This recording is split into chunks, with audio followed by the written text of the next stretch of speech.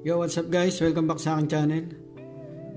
Bali, ang susunod kong i-share na video ay kung paano mag-create ng account sa MI Xiaomi.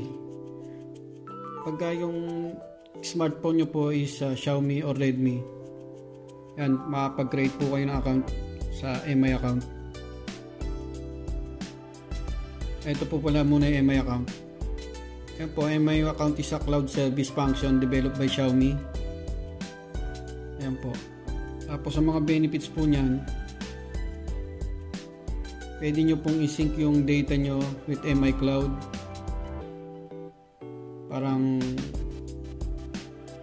ayan, parang Google Drive.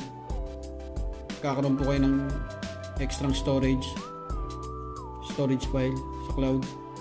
Tapos pwede po kayong makabili sa MI Store. Tapos pwede nyo pong gamitin yung Find My Device. Tapos delete own data remotely. Tapos pwede nyo pong ma-recover yung deleted data, photo, notes, messages, etc. Tapos ayan po, marami po siyang benefits. Okay, mag-create na po tayo. Ito po kay settings. Hanapin nyo lang po yung MI account. Ayan po. Ayan po, pag nandyan na po kayo, pwede po kayo mag-create ng account gamit po yung through cellphone number at through email. Ayan, kung gusto nyo po Facebook or Gmail. Gmail lang po gamitin natin.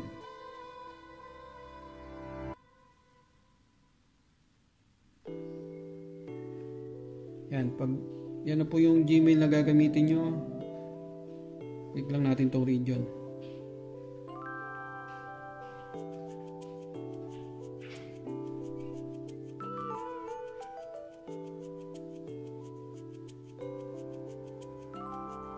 Yan.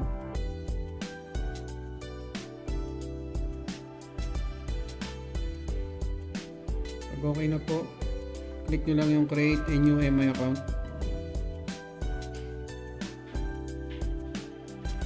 Tapos got it.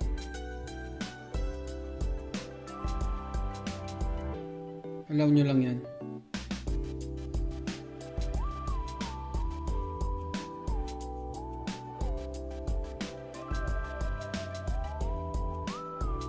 Tapos continue.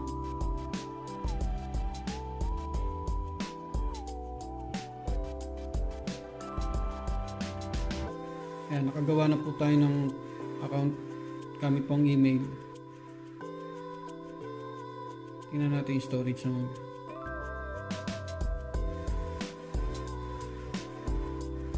Bali, meron po tayong 5GB free.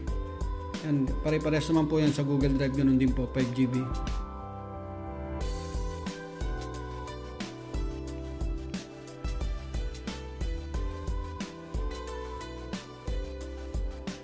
Yun lang po pag mag-create po kayo ng account sa Xiaomi MI. Maraming salamat.